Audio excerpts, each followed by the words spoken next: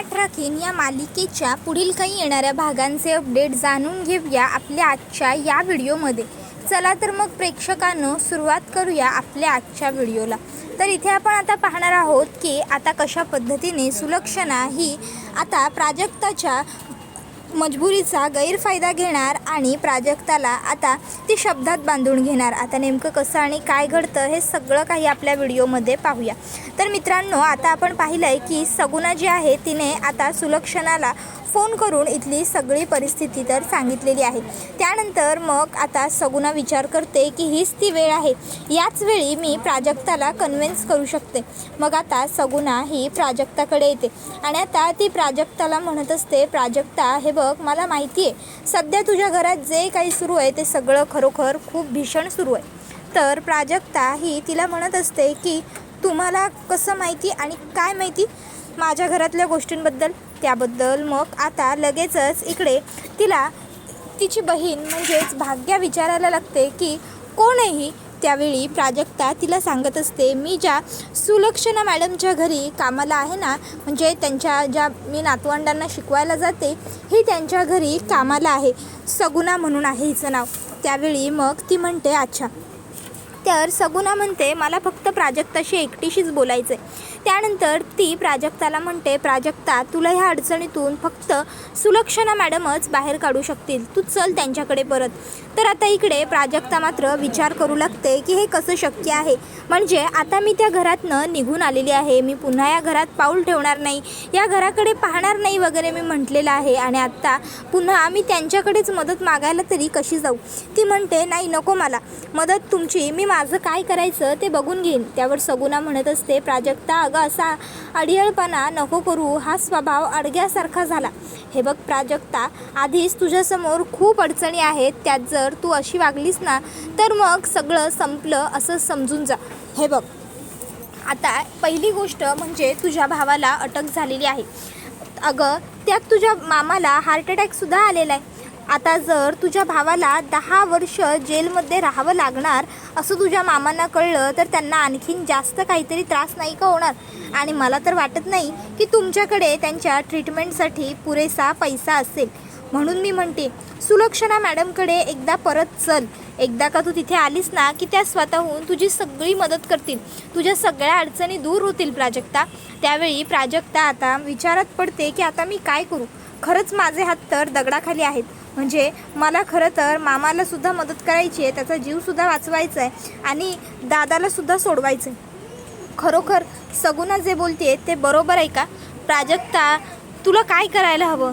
त्यावेळी मग आता प्राजक्ताचं मन पूर्णपणे भ्रमात असतं.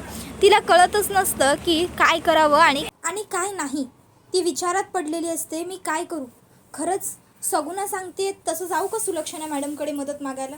पण त्या का करतील माझी मदत, आणि केली तर मग त्या मला पुन्हा तिकडे कामासाठी बोलवते आणि आता पुन्हा तिकडे कामाला जायचं आणि आलोक सर नाही, नको नको नको, काय करू काहीच कळत नाही आहे. त्यावेळी सगुना म्हणते, प्राजक्ता फार विचार करू नकोस, एकदा तुझ्या मामाचा आणि तुझ्या भावाचा चेहरा आठव. मग मात्र आता प्राजक्ता ही खरोखरच मामाचा आणि दादाचा सुद्धा चेहरा आठवू लागते. आणि आता त्या दोघांचे चेहरे नजरेसमोर आल्याच्या नंतर प्राजक्ता निश्चय करते की नाही आता बास झालं, आता मी जाणार आहे सुलक्षणा मॅडमकडे आणि मदत मागणार आहे त्यांच्याकडे. त्यावेळी सगुना तिला म्हणत असते, तू काहीच काळजी करू नकोस, मी आहे ना तुझ्याबरोबर, मी सांगेन त्यांना, त्या नक्की तुझी मदत करतील. आणि तसंही मॅडमना तू स्वतः नेहमीच एवढी मदत केलेली आहेस, त्याच्यामुळे मॅडम तुझी मदत करायला सहजच तयार होतील, तू काहीच काळजी करू नकोस. एवढं बोलून आता प्राजक्ता हिला घेऊन सुलक्षणाच्या घरी जायला सगुना निघालेली असते. सगुना विचार करते, नशिबाने प्राजक्ताने माझं ऐकलं. जर खरोखर ती हट्टाला पेटली असती आणि तिने माझं ऐकलं नसतं तर हे सगळं मला खूप जास्त अवघड गेलं असतं. आधीच एक तर मी सुलक्षणा मॅडमना म्हटलं होतं की मी प्राजक्ताला घेऊन येईन म्हणून. असो, आता प्राजक्ता यायला तयार झाली आहे तर तिला घेऊन गेलं पाहिजे. आणि मग आता त्या दोघीजणी जायला निघतात. प्राजक्ताच्या डोक्यात मनात सगळीकडे फक्त विचारांनी काहूर माजलेलं असतं. तिला कळत नसतं की तिने घेतलेला निर्णय नक्की योग्य आहे का अयोग्य. तिला कळत नसतं की तिने जे ठरवलं आहे ते चूक आहे की बरोबर. तिला काहीच सुचत नसतं, काहीच कळत नसतं. ती फक्त आता इकडे तिला सांगितलेलं असतं सगुणाने म्हणून आलेली असते. मग सगुणा म्हणते, सुलक्षणा मॅडम तुमच्याबरोबर इकडे प्राजक्ताला थोडं बोलायचं होतं. त्यावेळी सुलक्षणाला तर आधीच सगळी परिस्थिती माहिती असते, पण तरीही जाणून बुजून मुद्दामून ती असं भासवते की जणू काही तिला खरं काही माहीतच नाही आहे. ती म्हणते, प्राजक्ताला बोल ना प्राजक्ता. त्यावेळी मग प्राजक्ता म्हणू लागते, माझा दादा चोरीच्या आळाखाली जेलमध्ये गेलाय आणि माझ्या मामांना सुद्धा हार्ट अटॅक आलाय, तर मला मदतीची गरज होती. त्यावेळी सुलक्षणा म्हणते, अगं मग विचारतेस काय तू प्राजक्ता? हक्काने सांग आम्हाला की तुला मदत हवी आहे म्हणून. अगं आम्ही तुझी मदत नाही करणार तर कोणाची करणार? आणि मुळात तुझी मदत आम्ही का नाही करणार? प्राजक्ता, मदत हवी आहे ना तुला? नक्की करू आम्ही तुझी मदत. खरंच तुला किती पैसे हवेत ते तू सांग, एक रकमी पैसे देते मी तुला, पण माझी एक अट आहे जी तुला मान्य करावी लागेल. प्राजक्ता म्हणते, कोणती अट? त्याबरोबर सुलक्षणा तिला म्हणत असते, तू ह्या घरातून नोकरी सोडून कुठेही जाणार नाहीस. प्राजक्ता, हे बघ लक्षात घे, तुला जे काही हवं आहे ना ते सगळं मी द्यायला तयार आहे, पण माझी अट तुला मान्य करावी लागेल. तुला हे घर सोडून, हे काम सोडून जाता येणार नाही. हे बघ मला माहिती आहे आलोककडून जे काही झालं ते सगळं चुकीचं होतं, पण हे बघ आलोक वाईट नाही आहे. आलोक खरंच खूप चांगला मुलगा आहे. रागाच्या भरात त्याच्याकडून ते झालं, पण तू मनामध्ये कुठलाही गैरसमज ठेवू नकोस. आणि त्याशिवाय आम्ही सगळे आहोतच की या घरात. आलोक पुन्हा तुझ्याशी वाईट वागणार नाही. त्यावर ती म्हणत असते, सुलक्षणा मॅडम, अहो तुम्हाला हे सगळं सोपं वाटतंय, पण हे जितकं सोपं तुम्हाला दिसतंय ना तितकं सोपं मुळीच नाही आहे. अहो आलोक सरांनी आज चक्क माझा गळा आवळलाय. सुलक्षणा मॅडम, मला भीती वाटते हो आता तुमच्या घरामध्ये पुन्हा काम करण्यासाठी यायला. अहो मुलांना शिकवण्यासाठी तसं चांगलं मनसुद्धा फ्रेश असावं लागतं, पण माझ्याबरोबर आलोक साहेबांनी जे केलं, माझा गळा दाबला, त्यानंतर आता खरंच मला वाटत नाही की तुमच्या घरामध्ये मी काम करू शकेन. हे बघा मला अडचण आहे म्हणून खरं तर मी फक्त मदत मागण्यासाठी तुमच्याकडे आले. खरं तर मी येतही नव्हते तुमच्याकडे, पण मला इकडे ह्यांनी आणलं म्हणून मी आले.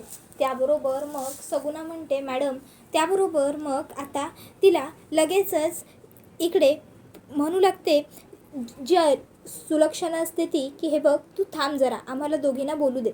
आणि त्यानंतर ती प्राजक्ताला म्हणते, प्राजक्ता माझी अट मी तुला सांगितली. त्यावर प्राजक्ता म्हणत असते, मॅडम हे सरळ सरळ चुकीचं वागताय तुम्ही माझ्या म्हणजे मजबुरीचा गैरफायदा घेताय. मला पैशांची अडचण आहे हे तुम्हाला माहिती आहे, म्हणून तुम्ही जाणून बुजून हे सगळं करताय.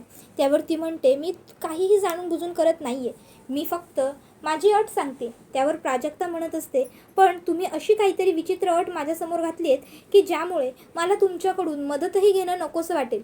मॅडम खरंच माझी खूप मोठी ही अडचण आहे, यामध्ये माझ्या मामाचा जीव आणि माझ्या दादाचं सुटणं गरजेचं आहे ना, म्हणून मी फक्त तुमच्याकडे आले होते. मी येताना खूप आशेने आले होते, मला वाटलं नव्हतं सुलक्षणा मॅडम की तुम्ही माझी आशा अशी पणाला लावाल. त्याबरोबर सुलक्षणा म्हणत असते, तुझी आशा मी आत्ताही पणाला लावलेली नाही आहे किंवा मोडलेलीही नाही आहे. मी तुला मदत करायला ताबडतोब होकार दिलाय, फक्त मी सांगितलेली अट तुला मंजूर करावी लागेल. ती अट एकदा का तू मंजूर केलीस की त्यानंतर मग पुढे आपण पुढची सगळी गोष्ट सुरू करू. काय वाटतं तुला? त्याबरोबर प्राजक्ता म्हणते, मॅडम तुम्ही चुकताय.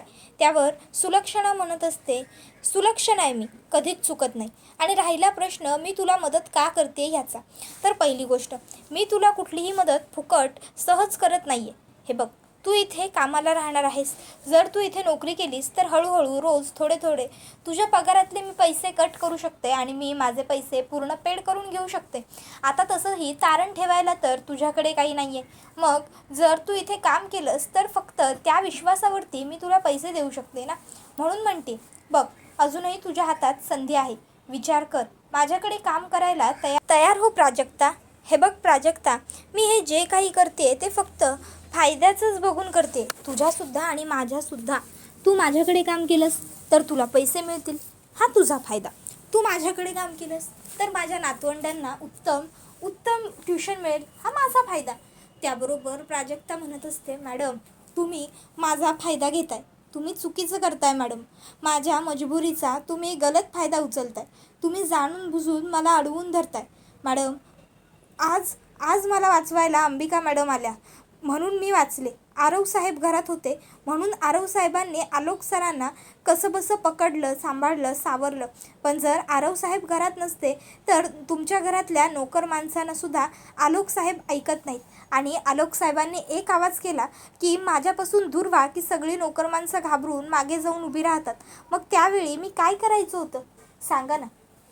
मॅडम, तुम्हाला हे सगळं सोपं वाटतंय हो, पण हे सगळं माझ्यासाठी तितकंसं सोपं नाही आहे. हे सगळं माझ्या जीवावर सुद्धा बेतू शकतं. का कळत नाही आहे ही गोष्ट तुम्हाला? मॅडम, तुम्हाला सर्व तुमच्या मर्जीप्रमाणे घडावं असं वाटतंय, पण तुमच्या मर्जीप्रमाणे गोष्टी घडत असताना माझ्या जीवाचं जर काही बरं वाईट झालं तर मी काय करू? म्हणून मी तुम्हाला विनंती करते, प्लीज मला नका ना इथे जबरदस्तीने काम करायला लावू. मला फक्त पैशांची मदत करा. आणि राहिला प्रश्न तुमचे पैसे परत करण्याचा, तर मी जमेल तसे तुमचे पैसे परत करेनच. त्यावर सुलक्षणा म्हणते, हे बघ प्राजक्ता, पुन्हा विचार कर, नाहीतर मग मी तुला मदत नाही करू शकणार. आता मग जेव्हा सुलक्षणा हे असं स्पष्ट बोलते तेव्हा मात्र प्राजक्ता विचारात पडते, आता काय करू. मग शेवटी ती ठरवते की चालेल, मी इथे काम करेन, पुढे जे होईल ते बघून घेता येईल. जर देवालासुद्धा माझी अशीच परीक्षा बघायची असेल तर बघू देत. देवाला आता मी तर नाकारू शकत नाही ना. त्याची शक्ती आघात आहे, त्याची लीला अपरंपार आहे. मग आता ती म्हणते, ठीक आहे मॅडम, तुमची हीच इच्छा आहे ना की मी तुमच्याकडे काम करावं. मला कळत नाही खरं तर की तुमचा असा अट्टहास काय की मी या घरात काम करावं. पण जर तुमचा हट्ट असेल हाच की मी इथे काम करावं आणि तुम्ही माझ्या पगारातून पैसे कापून घ्याल तर चालेल, मी तुमच्याकडे काम करायला तयार आहे. पण माझीही एक अट आहे, ती म्हणजे मी मुलांची शिकवणी घेत असेपर्यंत आलोक सर तिकडे येता कामा नये. ज्या ठिकाणी आलोक सरांचा वावर नसेल अशा ठिकाणी मी मुलांची शिकवणी घेईन. मंजूर असेल तर तुम्ही बोला. त्याबरोबर ती म्हणते, ठीक आहे, अगं काळजीच करू नकोस, तू जिथे शिकवणी घेत असशील ना तिथे आलोक फिरकणारसुद्धा नाही. ही जबाबदारी माझी, 100% जबाबदारी माझी. मी आलोकला तिकडे येऊच देणार नाही. मग तर झालं ना. त्यावर ती म्हणते, ठीक आहे मॅडम, पैसे? त्यावेळी ती विचारते, किती पैसे हवेत तुला सांग. त्यावर प्राजक्ता म्हणते, मला पूर्ण 12 लाख रुपये हवे आहेत. तसे 8 लाख आहेत माझ्याकडे, उरलेले 12 लाख तुमच्याकडून हवेत. त्यावर ती म्हणते, 12 लाख? त्यावर प्राजक्ता सांगते, हो, आमच्या भाग्याच्या लग्नासाठी डेकोरेशन, मंडप, जेवणावळ ह्या सगळ्याचा खूप खर्च झाला होता मामाचा. त्याशिवाय नवरदेवाला बनवलेले जे दागिने होते ते सुद्धा आम्ही उधार पैसे घेऊन केले होते. परत जो आम्हाला हुंडा द्यायचा होता त्यासाठी सुद्धा आम्ही पैसे घेतले होते लोकांकडून. मग ते सगळे पैसे फेडायचे आहेत मला, त्यासाठी मला पैसे हवेत. एकदा का मी ते पैसे फेडले की मग त्यानंतर दादा आणि बाबा दोघांच्याही टेन्शनचं काम जाईल. दोघांनाही जरा बरं वाटेल, निवांत होतील ते दोघं, म्हणून मला हे सगळं करायचं आहे. त्यावर लगेचच ती म्हणते, ठीक आहे, तुझं काम काही असो, माझं कर्तव्य आहे, मी तुलाच शब्द दिला आहे आणि मी तो पूर्ण करणं. मी म्हटलं होतं ना तुला, मी तुला देईन म्हणून पैसे, मी करेन म्हणून तुझी मदत. बघ, हे घे, हे तुझे पैसे. त्यावेळी मग प्राजक्ता ही ते पैसे घेऊन निघत असते.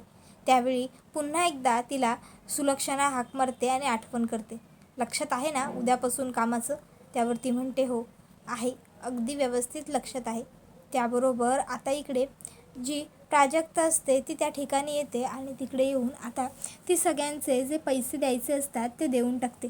आणि आता ती सगळ्यांचे पैसे फेडून सगळ्यांना सांगते, आता पुन्हा आमच्या दारात येऊ नका आणि माझ्या मामाला त्राससुद्धा देऊ नका. त्यानंतर मग ती आता तिच्या दादाची बेल करण्यासाठी सुद्धा त्यातले पैसे वापरते. दादाची सुद्धा बेल करते, सुटका करते. आणि मग आता ती दादाला म्हणत असते, दादा तू ते पैसे कुठून आणलेस, काय आणलेस, खरंच आम्हाला कोणालाच माहीत नाही आहे. पण खरं काय आहे हे फक्त तुला आणि तुझ्या जीवाला माहिती आहे, वरच्या परमेश्वराला माहिती आहे. त्यामुळे जे काही सत्य असेल ते प्लीज सगळ्यांना सांगून टाक. त्याबरोबर हा व्हिडिओ इथेच संपेल. व्हिडिओ आवडला असेल तर व्हिडिओला लाईक करा. चॅनलवर नवीन असाल तर चॅनलला सबस्क्राईब करा आणि बेल आयकॉन आठवणीने प्रेस करा, जेणेकरून तुम्हाला पुढच्या प्रत्येक व्हिडिओचं नोटिफिकेशन मिळत जाईल आणि सर्व व्हिडिओंचा आनंद हा अगदी उत्तम पद्धतीने घेता येईल. चला तर मग प्रेक्षकांनो, आजच्या पुरतं इथेच थांबूया. पुढचा व्हिडिओ येईपर्यंत या व्हिडिओचा आनंद घेत राहा. टाटा, बाय बाय, धन्यवाद. Take care all of you.